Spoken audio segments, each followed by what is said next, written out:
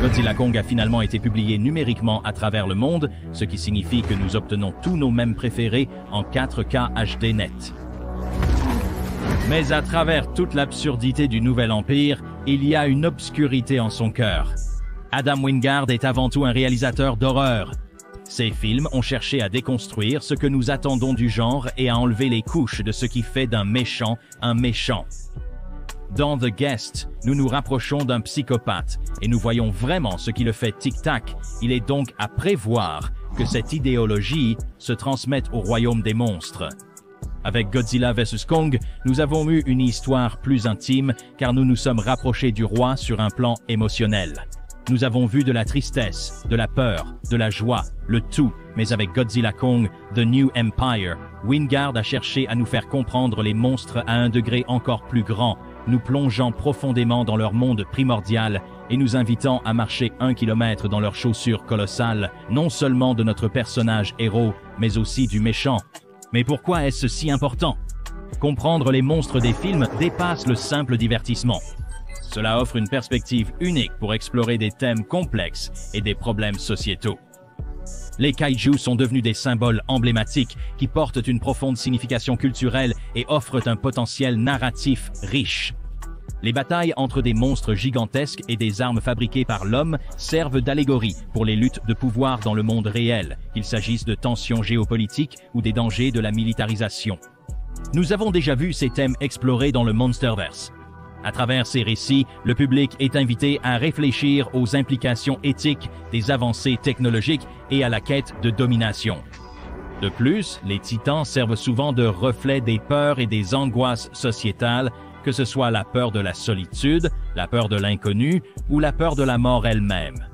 Mais le plus souvent, ces monstres sont dépeints comme des bêtes sans émotion, des réceptacles destinés à porter les thèmes. Ainsi, par rapport à des franchises comme Godzilla et Kong, les cinéastes s'efforcent de faire en sorte que nous comprenions les monstres, leurs désirs, leurs besoins, leurs motivations. Et en termes de méchants, ils doivent créer une sensation de tension, canaliser ses peurs et maintenir cette atmosphère. Adam Wingard a déjà déclaré que si Kong représente le courage et la lutte pour ce qui est juste, représentant le meilleur de l'humanité, l'antagoniste du Nouvel Empire, le roi Scar, représente le pire de l'humanité, une créature qui se dresse à travers l'abus, l'esclavage, l'oppression et la prédation sur les faibles. Ainsi, alors que ces titans projetés sur ce grand écran image maximum pourraient simplement ressembler à de grands monstres dont le seul but est de piétiner des bâtiments, la vérité est qu'ils peuvent manifester même les émotions humaines les plus profondes, en délivrant des scènes de tension et d'horreur adverses. Alors, qu'est-ce que tout cela signifie? Pour le contexte, je vais examiner ce qui est, à mon avis, la meilleure scène du Nouvel Empire, où Kong se retrouve face à face avec celui qui garde son espèce enchaînée, ce qui met en évidence la force du récit non-verbal et l'utilisation des titans par Wingard et la compréhension de leur motivation. Et bien qu'il ne s'agisse pas strictement d'horreur, il explore des thèmes et des visuels d'horreur sans l'utilisation de dialogue. Cela dit, pourquoi le roi Scar est-il si terrifiant? La narration cinématographique de Godzilla Kong, The New Empire, se concentre principalement sur le voyage de Kong, un personnage enraciné dans la solitude tout au long de son existence, poussé par une quête persistante pour se réunir avec sa famille perdue. Cet arc narratif thématique nous mène à la scène pivot située dans la Terre creuse, où Kong rencontre Zuko, un jeune singe qui lui sert de guide pour le rendez-vous tant attendu avec son espèce. Kong se fraye un chemin jusqu'à la crête rocheuse où il pose son regard sur une immense caverne remplie d'autres membres de son espèce. Ses yeux s'écarquillent alors que ses décennies de recherche ont toutes conduit à cela. Le balayage de la caméra montre la structure sociétale dans la caverne. Nous voyons des hommes extraire des ressources, luttant pour transporter les énormes pierres taillées dans le terrain, et à l'arrière se trouvent les femmes confinées dans leur propre zone pour s'occuper de leurs jeunes, incapables d'interagir avec les hommes contraints de travailler. Plus tard dans le film, et développé dans le roman, il est dit que le leader garde toutes les femmes pour lui seul. Kong, incrédule, descend pour jeter un coup d'œil plus attentif afin de découvrir qui est en charge de ce campement. Au milieu de la peine et des difficultés endurées par les singes mâles, des moments de camaraderie ponctuent le travail ardu alors qu'un singe tape sur le dos de son ami pour aider à maintenir le moral. Notamment, la représentation du lien familial de Suko avec son soignant offre un contrepoint poignant à l'atmosphère dominante d'oppression et de soumission. Cependant, une réalité plus sombre émerge lors d'une inspection plus approfondie, alors que le décor de la caverne révèle une représentation macabre de brutalité et de moralité. Nous voyons les têtes des Kong morts empalées sur des pics, comme un rappel à ce qui se passe si vous essayez de prendre position contre un répresseur ou n'êtes plus utile dans la main-d'œuvre, et à côté de cela, nous voyons des crânes et des os imposants juxtaposés à un lac de feu. La scène résonne avec des allusions bibliques à la damnation et au tourment éternel. Dans le livre de l'Apocalypse, le diable qui les a trompés a été jeté dans le lac de feu et de soufre, où la bête et le faux prophète sont et seront tourmentés jour et nuit pour toujours et à jamais. Dans le Nouveau Testament, l'enfer est également décrit comme un endroit où l'âme et le corps seraient détruits. Ce que nous voyons est une représentation directe de l'enfer, un endroit où ces Kong sont tourmentés par la bête et un faux prophète, forcés jour après jour à servir jusqu'à ce que l'âme et le corps soient écrasés, ce qui établit rapidement que celui qui dirige cet endroit est quelqu'un à craindre. Les titans ont déjà été représentés par des thèmes religieux. Le diable à 3 têtes avait également des inspirations bibliques, ce qui a conduit à cette image incroyable de la croix latine faisant face à la bête provoquant son apocalypse. Mais voici Kong, en tant que leur sauveur, cherchant à les libérer de leurs tourments. Lorsqu'un grand singe a du mal avec l'une des briques, il la laisse tomber et est immédiatement puni par l'un des gardes qui lui donne des coups de pied à la tête à plusieurs reprises, ce qui n'est peut-être pas la première fois que cela se produit, puisque nous voyons que ces singes perdent leurs poils et deviennent chauves à cause de la quantité de stress et d'abus. Mais Kong tend la main, offrant aide et chaleur à quelqu'un qui en a désespérément besoin. Mais lorsque le garde se met au visage de Kong, le défiant pour la dominance, Kong le met KO net, affirmant qu'il se battra contre quiconque cherche à nuire à ces singes sans défense. Cela attire l'attention de ceux qui supervisent tout le groupe, et nous pouvons réellement avoir une bonne idée de la façon dont leur hiérarchie fonctionne. Plus le singe est rouge, plus il est haut dans le système. Nous avons des rayures rouges uniques sur la poitrine, qui sont les travailleurs de bas niveau et les éclaireurs. Ensuite, nous avons de la peinture rouge sur la poitrine et le visage pour ces 2 singes qui démontrent qu'ils ont des liens plus étroits avec leurs dirigeants car ils agissent comme ces gardes. Et ensuite, nous avons le leader qui est complètement recouvert de peinture rouge et de fourrure orange, démontrant qu'il est au sommet de la chaîne alimentaire. Et après avoir entendu le défi de Kong, le menaçant roi Scar émerge de son trône, regardant en bas ses subordonnés. Un grand détail à ce sujet est quand il rugit sur l'éclaireur. Les gardes le poussent alors vers le bas, lui rappelant sa place. C'est un petit moment, mais il fait des merveilles en nous montrant comment fonctionne leur ordre sociétal.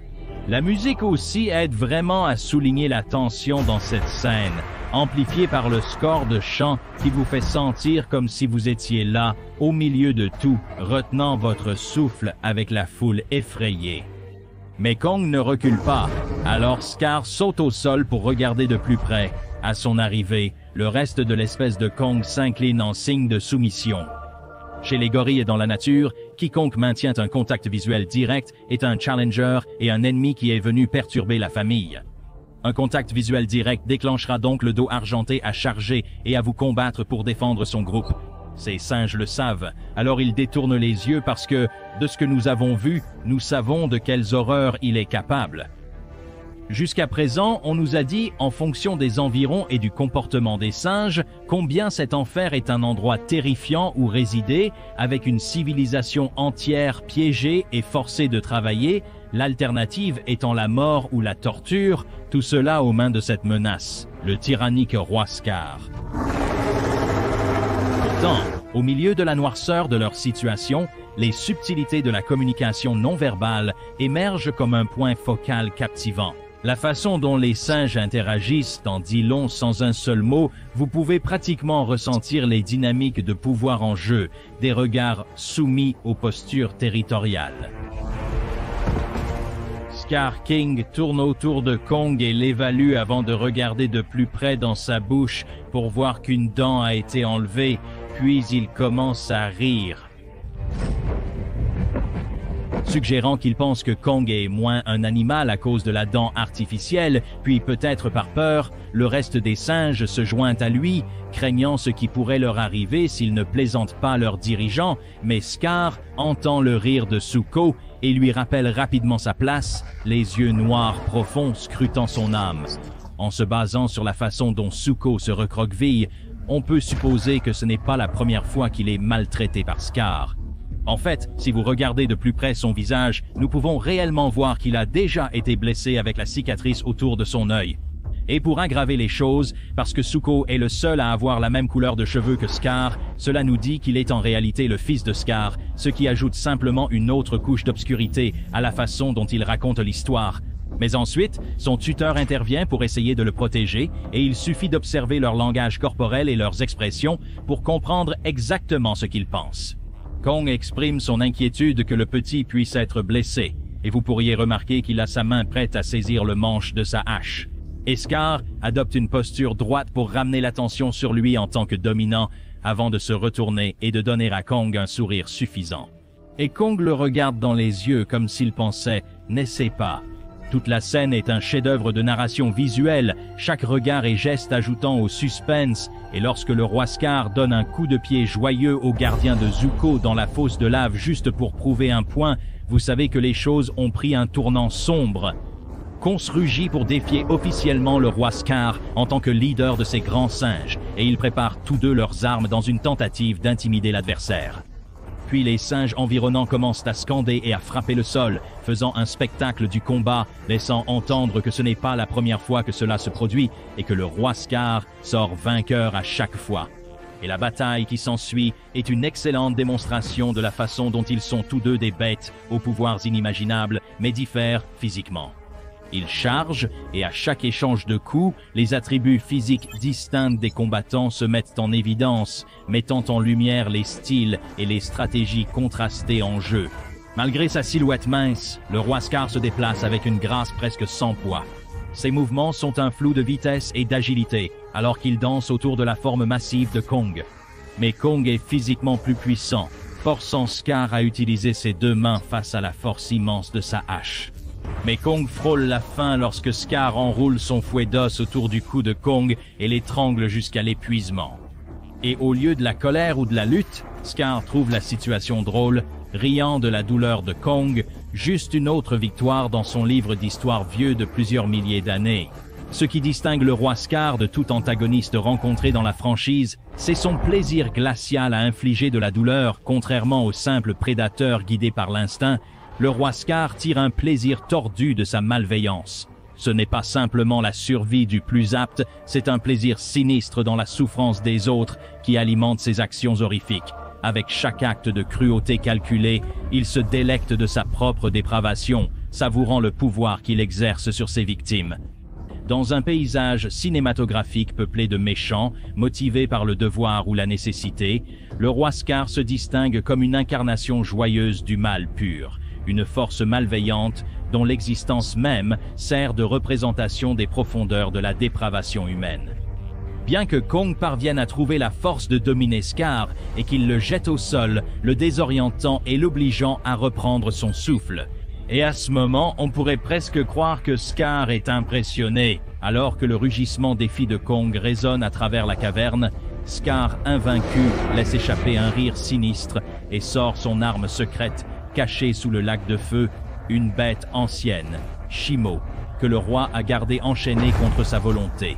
Dans un coup de maître de narration cinématographique, les cinéastes traduisent habilement le conflit interne de Shimo, soulignant sa réticence à déchaîner sa puissance destructrice sur Kong, car il devient évident que ses actions ne sont pas nées de la malveillance, mais plutôt contraintes par la douleur atroce infligée par le cristal de Scar, qui est télépathiquement lié à Shimo, d'une certaine manière.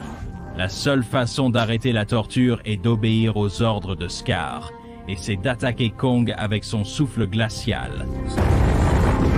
Kong tente de se défendre, mais l'attaque gèle son bras, et il n'a d'autre choix que de fuir la scène, laissant Scar King et son armée comme les vainqueurs de ce combat. Le film se conclut par la défaite de Scar King aux mains de Kong, Godzilla et Shimo, Et Kong, rejoint par Zuko et Shimo, retourne à la caverne désolée pour libérer son peuple. Ensemble, ils se tiennent comme des phares d'espoir au milieu du paysage désolé, prêts à libérer leurs frères des profondeurs ombrageuses pour les amener dans l'étreinte radieuse de la liberté. Car dans leur défi, ils ont prouvé que même dans les moments les plus sombres, la flamme de l'espoir ne peut jamais être éteinte. La représentation des monstres par Wingard comme des êtres complexes et multifacettes ajoute une couche de complexité qui défie le public à réévaluer leurs préconceptions. En humanisant ces créatures titanesques, les cinéastes nous invitent à nous identifier à leurs luttes et motivations, les voyant à leur meilleur, leur plus bas et leur pire. Alors que Godzilla vs Kong a flirté avec l'idée de se concentrer sur les épreuves et tribulations des titans, le Nouvel Empire a vraiment solidifié que ces monstres peuvent se tenir sur leurs propres deux pieds en tant que personnages complexes et captivants, peut-être même plus que les humains. Au fond, le Nouvel Empire est un témoignage de la puissance du récit, transcendant les conventions de genre pour livrer des scènes rarement vues dans les films à gros budget où pas un seul mot de dialogue parlé n'est prononcé. Avec la règle de base du cinéma de montrer, ne pas dire, la scène de Hollerworth utilise purement la narration non verbale pour démontrer pourquoi Scar King est un méchant à craindre. À la fin, nous comprenons parfaitement pourquoi il a toute une civilisation sous son pouce en tant que force terrifiante de la nature. Et c'est pourquoi je pense que la scène où Kong rencontre le roi Scar est si bien réalisée. C'est un mélange sans faille de narration non verbale et visuelle, nous laissant avec sans doute la meilleure scène du film et l'une des utilisations les plus intéressantes de kaiju que nous avons vues depuis des années. Et c'est quelque chose que j'espère voir développer dans la suite alors que nous passons encore plus de temps avec les titans à comprendre leur état d'esprit et à comprendre leur mode de vie. En fin de compte, ce sont des scènes comme celle-ci qui nous rappellent le pouvoir transformateur du cinéma, nous transportant dans des royaumes au-delà de l'imagination et laissant une marque indélébile sur notre conscience collective. Alors que nous attendons avec impatience le prochain chapitre de cette saga épique, une chose est certaine, le voyage ne fait que commencer. Je suis Alistair et nous vous verrons, résidents, dans le prochain.